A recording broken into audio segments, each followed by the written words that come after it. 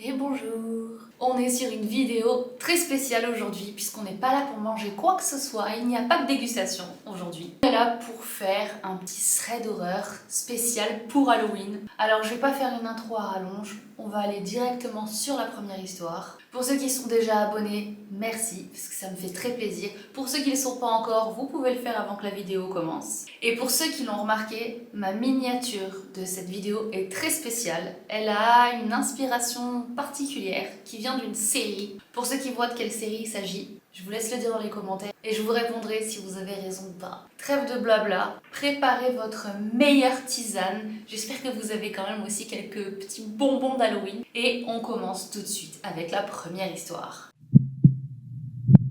C'était à peu près à la même époque de l'année que mon petit ami de l'époque et moi nous sommes rencontrés. Quelques semaines plus tard, nous avons décidé d'aller camper dans les bois et c'était le week-end d'Halloween. Nous avons décidé d'aller près du pont d'Hélène, c'est comme ça qu'il s'appelait, et c'était en Caroline du Nord. C'était un endroit magnifique et c'est pour ça qu'on l'avait choisi parce qu'apparemment il y avait une vue incroyable vue d'en haut. Et comme le pont était réputé pour être hanté, il y avait beaucoup d'histoires et de mythes qui tournaient autour de ce pont, donc c'était l'occasion de mêler petit week-end en amoureux et soirée d'Halloween, sympa. J'aurais aimé pouvoir vous dire que c'était ça la partie la plus effrayante de notre week-end, mais pas du tout. Pendant notre week-end de camping, on avait décidé que le soir d'Halloween, on irait avec mon chéri voir un spectacle. Mon petit ami, qui s'appelle T dans l'histoire, et moi avions prévu que moi je me préparerais pendant que lui il irait nous chercher à boire et à manger avant qu'on puisse partir au spectacle. Et il fallait qu'il se dépêche parce qu'il fallait qu'il rentre avant la nuit. Sinon après les routes c'était trop compliqué pour revenir.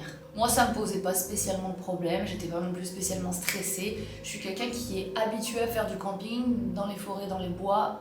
Pas de souci pour moi, c'était quelque chose que j'avais l'habitude de faire et même seule. La seule chose qui aurait pu m'effrayer un peu, ça aurait été qu'un ours vienne vers le campement. Parce qu'on avait choisi un endroit assez isolé, donc c'était possible d'en croiser. Mais d'un autre côté, on avait choisi ça parce qu'on s'était dit que ce serait plus romantique de croiser personne. Comme à mon habitude, je me suis préparée assez vite. Et du coup, j'avais du temps à tuer avant que mon copain ne revienne. Donc j'ai décidé de m'installer dans la tente avec un petit livre, le temps, histoire de passer le temps. Après à peine 10 minutes de lecture, j'ai entendu une grosse branche se casser, ça a fait un gros pack. Et comme j'étais habituée au camping, j'avais aussi l'habitude de déterminer la taille des animaux en les entendant justement marcher sur des branches ou des choses comme ça. Et là j'ai très vite compris qu'il s'agissait d'un animal très gros. Forcément j'ai tout de suite pensé à un ours, puisque je sais qu'il y en a dans la région. Donc mon premier réflexe a été de sortir de la tente dans le but de crier pour lui faire peur. Sauf que quand je suis sortie pour faire face à l'ours, je me suis en fait retrouvée face à un homme qui était immense. Il devait faire entre 1m95 et 2 mètres peut-être. J'ai été complètement prise au dépourvu et mon premier réflexe a été de dire bonjour. Il m'a dit bonjour lui aussi et s'est approché de moi. En y repensant, je m'en veux encore parce que j'ai toujours la fâcheuse manie d'être plutôt amicale, même dans des moments où il faudrait pas. Et en y repensant, je sais qu'il n'aurait pas fallu que je dise bonjour à ce monsieur. Mais à ce moment-là, je pensais simplement qu'il avait installé un campement lui aussi pas loin et qu'il venait se présenter et puis qu'il allait repartir. Mais je m'étais bien trompée. Je ne sais pas quelles étaient ses intentions et je ne sais pas si ce qu'il m'a dit juste après, c'était seulement pour m'effrayer ou s'il avait un autre but. Mais il continuait de s'approcher et il disait des choses du style « Qu'est-ce que fait une jolie créature comme toi toute seule ici ? Tu ne sais pas que des choses horribles arrivent aux jolies jeunes filles comme toi ?» Je l'ai regardé et je lui ai immédiatement répondu que j'étais pas seule et que mon chéri était avec moi. Qu'il était simplement un tout petit peu plus bas dans la colline puisqu'il s'était éloigné pour faire pipi. Et du coup, qu'il allait revenir tout de suite. J'espérais que de cette façon, il partirait. Mais pas du tout. En fait, il m'a répondu « Et si je te disais que je vous surveille depuis plusieurs jours et que je sais très bien qu'il vient de partir et que tu es toute seule. Je sais que tu mens. » Et il a enchaîné « Tu sais pourquoi je me cache dans les bois ? Je me cache parce que j'ai la sœur de ma copine. Et maintenant, on me recherche. » Il s'est arrêté un instant, il m'a regardé, il a dit « Ça te pose un problème ? Il me semble que ça te pose un problème, je le vois. » J'étais incapable de lui répondre quoi que ce soit. Mon cœur s'est mis à battre tellement vite et ça m'a donné l'impression que tout allait remonter quoi. J'ai cru que j'allais vomir en fait. Je me suis mise à trembler, mais j'étais obsédée par le fait de lui cacher. Je voulais surtout pas qu'il voie que j'avais peur. J'ai levé les yeux au ciel et en fait je voulais lui faire croire que au lieu d'être effrayée, j'étais plus ennuyée par sa présence. Je voulais lui montrer que il m'effrayait pas mais que tu saoule quoi. Et j'ai bu un petit peu d'eau dans ma bouteille histoire de gagner un peu de temps pour reprendre mes esprits et savoir exactement qu'est-ce que j'allais lui dire. Et à peine le temps que j'ai pris pour boire à ma bouteille, je me suis rendu compte qu'il s'était encore approché de moi, mais sans faire aucun bruit. À peine je me rends compte de ça que, en fait, il m'a frappé, il m'a agressé. Je suis tombée par terre et j'ai dû fermer les yeux à peine, même pas quelques secondes, parce que je les ai réouverts tout de suite une fois par terre. Et à ce moment-là, il m'a encore frappé et il essayait de monter sur moi. J'étais complètement terrifiée, mais j'ai réussi à me dégager et puis je suis partie en courant. Je suis partie dans une direction que je connaissais pas, j'avais pas de téléphone, j'avais pas de chaussures, j'avais rien. Et j'étais dans un endroit où je me repérais plus, je pense que c'était aussi un peu la peur. J'ai couru vraiment sur plusieurs mètres et je sais qu'il me courait après parce que je l'entendais me hurler dessus. Et il me disait, je vais t'attraper, je vais te buter.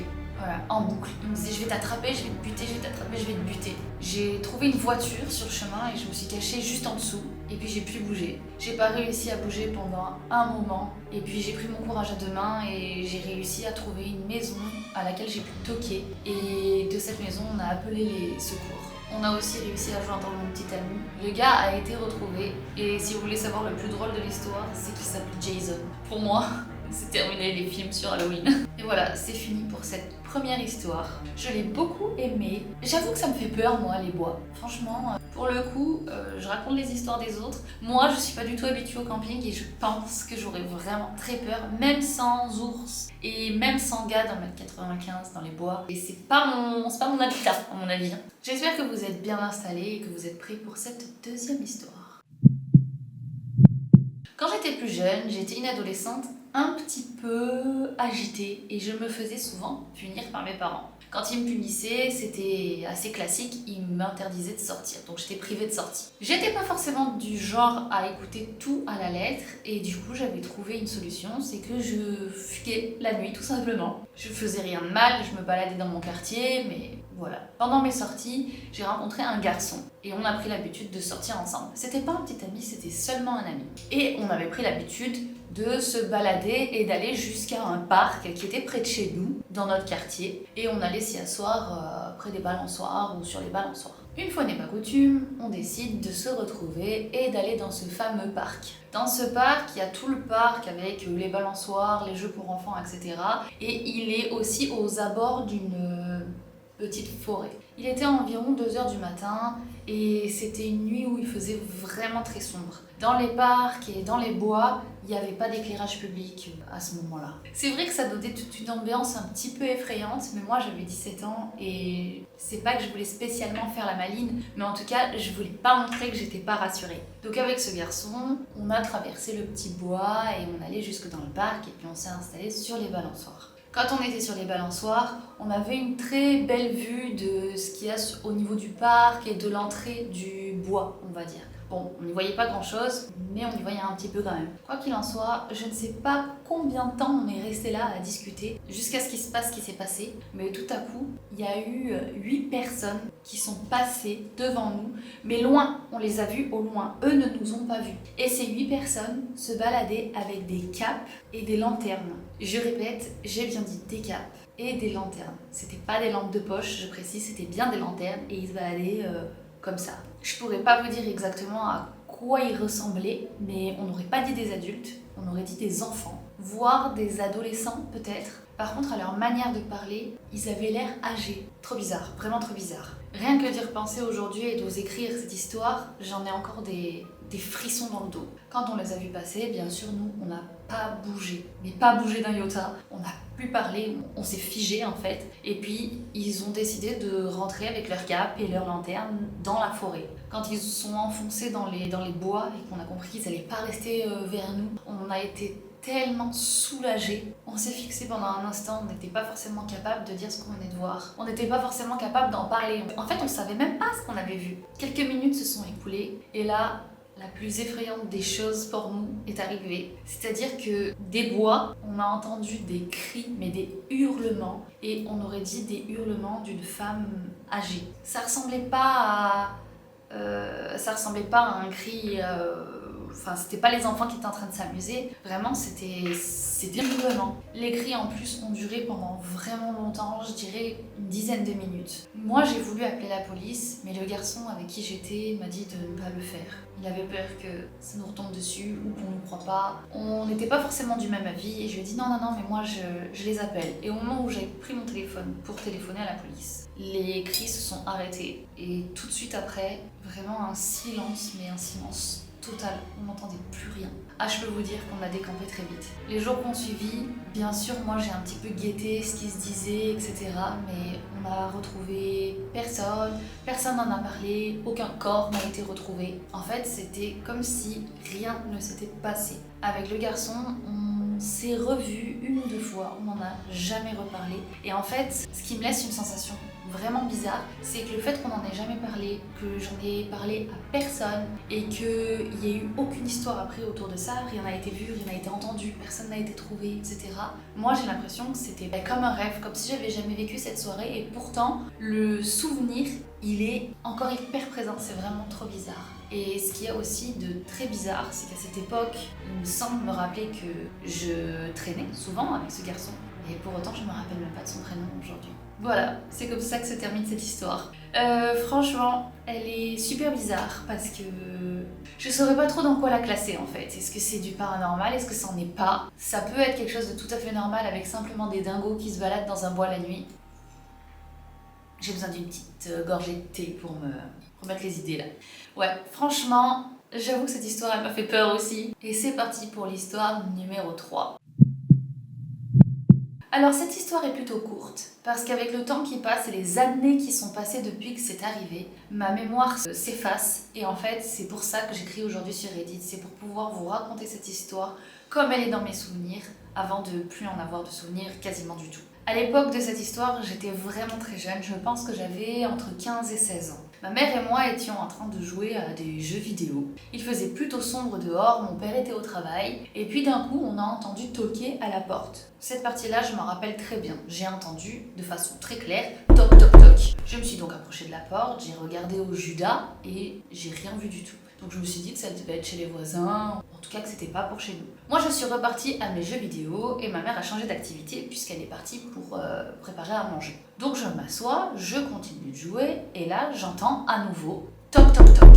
Police, ouvrez. Donc je me relève, je retourne à la porte et je regarde à travers le Judas et cette fois je vois des silhouettes, deux exactement, complètement noires, voilées avec des yeux rouges. À notre porte, on a une petite lumière, vous savez, qui s'éclaire quand il y a quelqu'un, mais là elle s'est pas éclairée, donc j'y voyais vraiment très mal. Mais je peux vous dire que les deux silhouettes en fait ressemblaient à des ombres noires, avec des yeux rouges et brillants. Il n'y avait vraiment pas de couleur de chair, il y avait rien qui laissait penser que c'était un corps en fait, je sais pas comment dire. En fait c'est vraiment très difficile à expliquer et à écrire encore plus. Sur le coup, en voyant ça, j'ai eu vraiment très peur, alors je suis partie pour chercher ma mère et je lui ai dit ils disent que c'est la police. Alors à son tour, elle va vers la porte et elle dit bonjour, qui est-ce? Encore une fois, on entend des coups, mais cette fois beaucoup plus insistants, ça faisait vraiment des boum boum boum contre la porte, il disait police, ouvrez, avec exactement la même voix, exactement le même ton. Ma mère a fait une tête bizarre, elle a regardé à son tour dans le Judas et je sais qu'elle a vu exactement la même chose que moi parce que il s'est passé un truc dans son visage que je saurais pas vous décrire. Elle me regarde et elle me dit de reculer. Moi, je me suis pas fait prier, j'ai reculé. Elle leur dit du coup, qu'est-ce que vous voulez? Qu'est-ce que je peux faire pour vous? Il continue de frapper à la porte, il frappait vraiment fort maintenant. Et il répète une fois de plus, police, ouvrez la porte. Je me rappelle du petit mouvement de ma mère pour verrouiller. Elle est allée au verrou en fait pour vérifier que c'était bien fermé à clé. Dans mes souvenirs, elle n'avait pas du tout l'intention d'ouvrir la porte, au contraire. Et elle dit, et pendant qu'elle faisait ça, elle dit mais s'il vous plaît, dites-moi pourquoi vous voulez que j'ouvre la porte? Qu'est-ce que vous voulez? Et elle s'éloigne de la porte pour aller chercher son téléphone. Moi pendant ce temps-là, je retourne au Judas pour regarder en fait s'ils étaient toujours là, enfin je voulais voir. Et je me suis aperçue qu'ils s'étaient approchés et en fait j'ai vraiment vu des yeux tout rouges et qui brillaient alors qu'il y avait aucune lumière, notre lumière de porte c'était toujours pas éclairée. En fait, je me rappelle qu'à ce moment-là, j'ai crié parce que j'ai réalisé que les deux hommes c'était vraiment que des silhouettes en fait, c'était tellement effrayant. Et au moment où j'ai crié, ma mère était revenue de la cuisine avec son téléphone, elle avait un couteau aussi, elle avait pris un couteau à la main et elle m'avait attrapée, elle m'avait reculée et en fait, là, par rapport à la porte d'entrée etc, elle m'avait reculée de côté salon en fait et je m'étais cachée derrière le canapé parce que j'avais eu super peur. Elle a téléphoné à mon père, elle lui a expliqué la situation, elle était un peu paniquée elle aussi au téléphone. Mon père l'a pas trop cru mais il lui a quand même dit t'inquiète pas, j'arrive tout de suite. Pendant ce temps, la police continue de taper à la porte en disant c'est la police, ouvrez, ouvrez. Et là ma mère elle a arrêté d'être gentille avec eux si on peut dire ça comme ça et elle leur a crié qu'elle avait une arme et elle leur a demandé de partir. Pour être 100% honnête, à partir de là je ne me rappelle de quasiment plus rien. Je sais juste que j'ai couru dans la cuisine pour prendre un couteau moi aussi et rejoindre ma mère, mais j'ai quasiment plus aucun souvenir.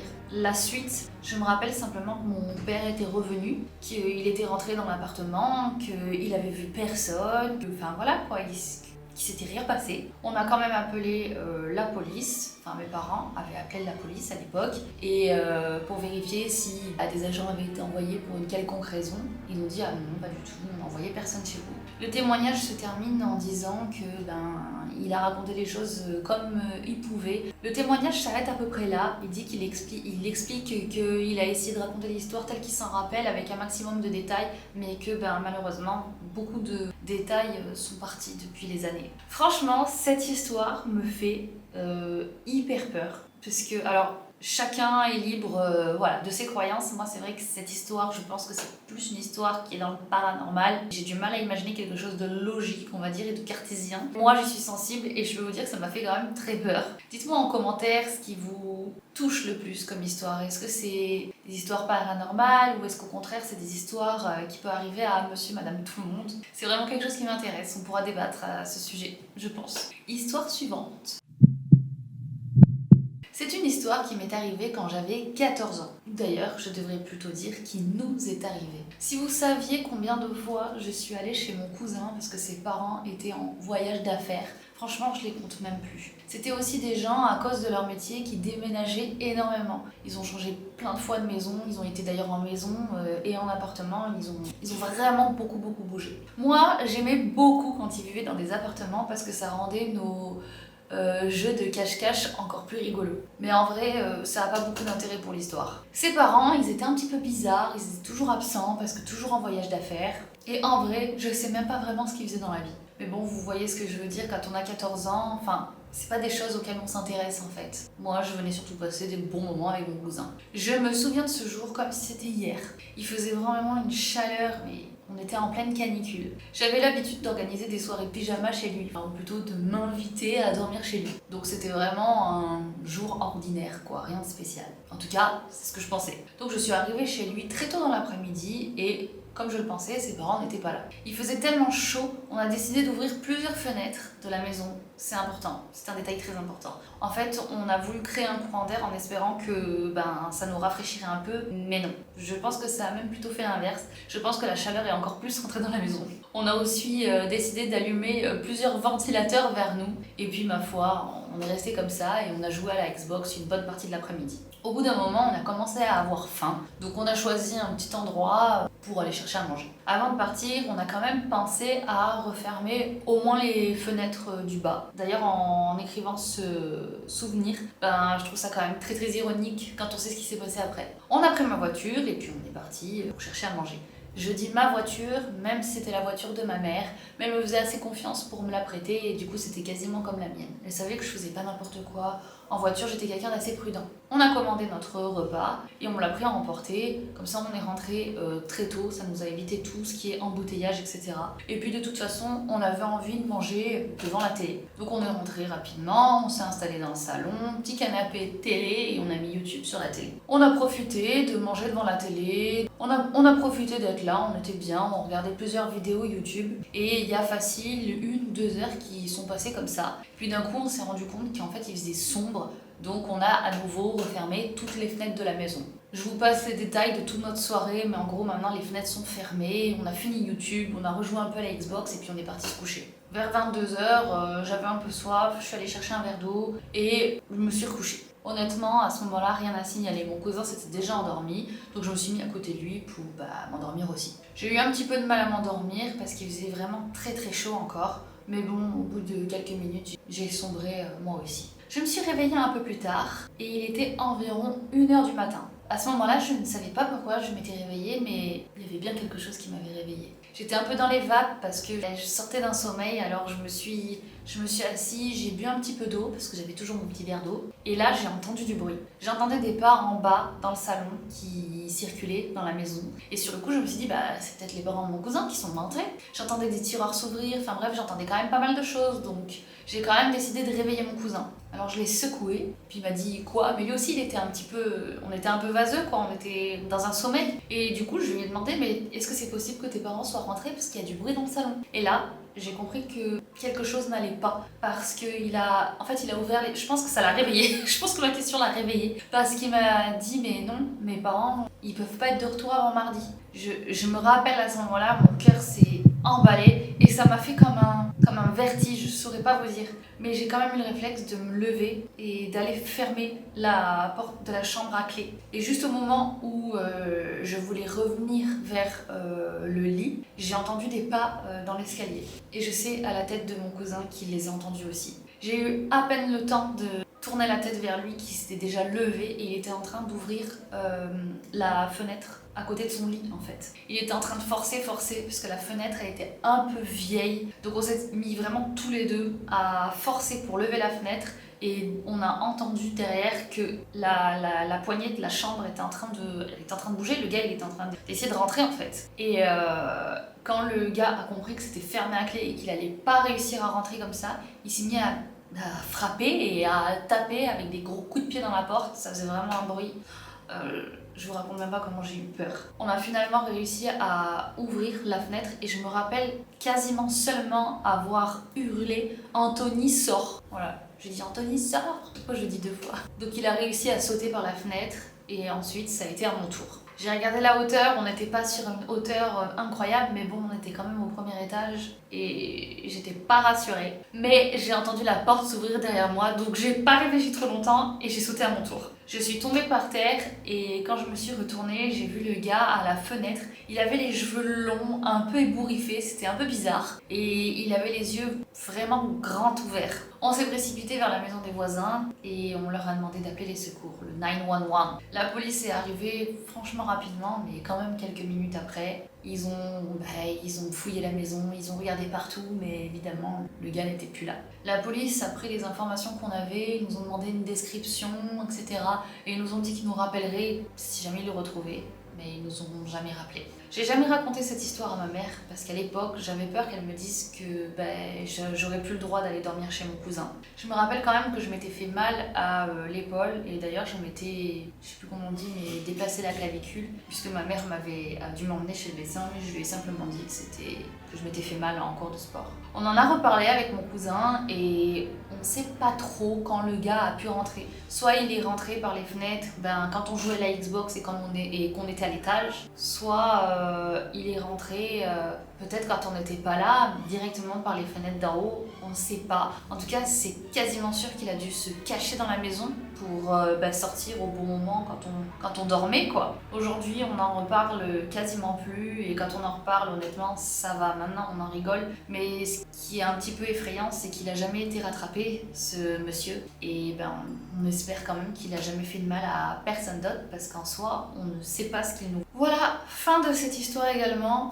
J'avoue que ça me fait aussi très peur. En fait, les intrusions chez soi, ça a quelque chose de très effrayant parce que quand on est chez soi, on est dans son cocon, on est dans un espace qu'on pense protégé et c'est vrai que quand quelqu'un rentre dans ce cocon, ça fait bizarre quand même. Pour ceux qui sont toujours là, j'espère que vous êtes prêts pour cette dernière histoire. Je suis arrivée à l'appartement familial avant tout le reste de ma famille. C'est situé dans une zone de vacanciers près des plages. Et j'étais un petit peu anxieuse à l'idée d'être toute seule et de devoir attendre que tout le monde arrive puisqu'il devait arriver le lendemain, donc je devais passer la nuit toute seule là-bas. Et ce qui m'embêtait, c'est que la porte d'entrée se verrouillait pas bien. Il y avait quand même un crochet, mais il n'y avait pas un vrai verrou. Ça me rendait un peu anxieuse, mais bon, je relativisais quand même. On était dans un endroit plutôt calme, et puis même vu comment notre immeuble était placé par rapport aux autres, on était au centre en fait. Donc je me sentais quand même protégée. C'était assez improbable qu'un criminel vienne jusqu'à notre appartement. Donc j'ai passé ma soirée tranquillement et je suis allée me coucher. Mais j'ai été réveillée vers 3h du matin. Au début j'ai cru qu'il y avait un problème, qu'il y avait une urgence parce que j'ai entendu des alarmes. Mais les alarmes se sont coupées quand même très rapidement. D'ailleurs je sais pas vraiment si c'était pas quelque chose qui était dans mon rêve, l'histoire des alarmes. En tout cas, ce qui est sûr, c'est que ça, c'était pas dans mon rêve. C'est que j'entendais quelqu'un qui toquait à la porte. Comme j'étais en train de me réveiller, j'étais un peu comme un zombie. Donc je savais pas si ça se toquait chez nous, est-ce que ça toquait chez le voisin, donc je suis allée voir. Je savais pas trop, du coup, j'étais tellement endormie encore que sur le coup je me suis dit c'est peut-être les gens de ma famille qui sont arrivés, bref, je savais pas et je marchais jusqu'à la porte. Et puis en marchant je me suis dit mais c'est trop bizarre, si c'est ma famille, ils ont pas besoin de toquer pour rentrer, ils ont des clés, ils savent comment ouvrir le crochet, bizarre. Et du coup j'ai commencé à me réveiller et en fait j'ai commencé à paniquer un petit peu. Je me suis aussi rappelé que la porte tenait pas bien, donc j'ai essayé de tenir la porte en rajoutant des chaises et des trucs un peu lourds devant. Je me suis quand même aperçue que la personne qui toquait ne toquait pas chez moi, mais chez mon voisin. Et en fait, en soi, quelqu'un qui toque, c'est pas effrayant, mais ce qui m'a fait vraiment très peur dans cette histoire, c'est que la personne qui toquait a arrêté de toquer et est restée devant la porte, en fixant la porte pendant 7 minutes. J'ai pas voulu appeler ma famille sur le coup, parce que on a des histoires entre nous, c'est encore une autre histoire, on s'entend pas toujours très bien, j'ai préféré appeler carrément les secours. Apparemment, je me suis trompée de numéro parce que je suis arrivée bien au secours, mais du mauvais comté. Franchement, je suis tombée sur des gars méga désagréables et en plus, ils m'ont raccroché au nez. Donc j'ai quand même rappelé, j'ai atterri sur un autre comté et eux, ils ont pris en charge ma demande. Et cette fois, ils ont dépêché un policier pour qu'il vienne sur place. Le policier a mis environ 30 minutes à arriver et quand il est arrivé, je lui ai expliqué ce qui s'était passé. La personne était évidemment partie depuis longtemps, mais au moins le policier a inspecté un petit peu les alentours. Je lui ai aussi raconté ma mésaventure avec mon appel au mauvais comté et je lui ai raconté qu'il m'avait raccroché au nez et il n'était pas étonné. Il a dit c'est pas très sympa, mais ça m'étonne pas. Apparemment, ils sont connus pour ça ici. Ma famille est arrivée le lendemain, puis je leur ai quand même raconté ce qui s'était passé. Évidemment, ils m'ont pas cru. Ça m'a beaucoup énervée, alors je suis allée chercher le voisin pour déjà en parler avec lui, parce qu'on n'en avait pas encore parlé ensemble, et puis pour qu'il dise un petit peu sa version à ma famille, parce que quand même ça m'énervait que personne ne me croit. Et il a tenu exactement le même discours que moi, c'est-à-dire qu'il s'est fait réveiller vers 3h du matin par un gars qui tambourinait à sa porte, et que lui aussi, il avait quand même eu vraiment peur, parce que le gars a fixé sa porte pendant 7 minutes. Et 7 minutes, je pense que c'est vraiment très long dans une situation comme ça. Il dit que de son côté, en plus de sa porte, vous savez, il y avait une moustiquaire comme deuxième porte, et que du coup, il voyait très mal la personne en question, cette moustiquaire, et puis parce qu'il faisait nuit. Et il dit aussi qu'il lui a demandé plusieurs fois qu'est-ce que tu veux, etc. Et que le gars lui a jamais répondu en fait. Il a pas dit un mot. Et que il a fini par partir en fait, au bout de 7 minutes. On n'a jamais su qui c'était, ni qu'est-ce qu'il voulait. Et en fait, on est quand même dans un complexe de vacanciers en bord de mer. Donc c'est aussi tout à fait probable que ce soit simplement une personne complètement bourrée qui a fait flipper tout le monde en vrai. En tout cas, on a passé nos vacances en famille et il s'est rien passé d'autre après ça. J'espère que cette vidéo vous a plu. Franchement, c'est vrai que je le fais pas souvent de raconter des histoires comme ça, même si je dis pas de bêtises au moment où cette vidéo sort. J'ai quand même sorti un ou deux shorts de petites histoires qui se racontent en 1 minute. Mais c'est vrai que j'aime beaucoup faire ça. Alors écoutez, n'hésitez pas à me dire aussi dans les commentaires si c'est un format de vidéo qui vous plaît. En tout cas pour Halloween, je trouve que ça serait été très bien. Je suis très contente de l'avoir faite. Je vous remercie d'avoir regardé la vidéo jusqu'ici. Si vous ne l'avez pas encore fait, vous pouvez laisser un j'aime ou vous abonner. Moi, ça me fait toujours très plaisir. Merci à ceux qui prennent le temps de le faire et merci à ceux qui sont déjà abonnés. Vous faites partie de notre petite famille déjà, donc c'est très cool. Sur ce, je vous souhaite un bon Halloween et puis on se voit à la prochaine vidéo. Bisous!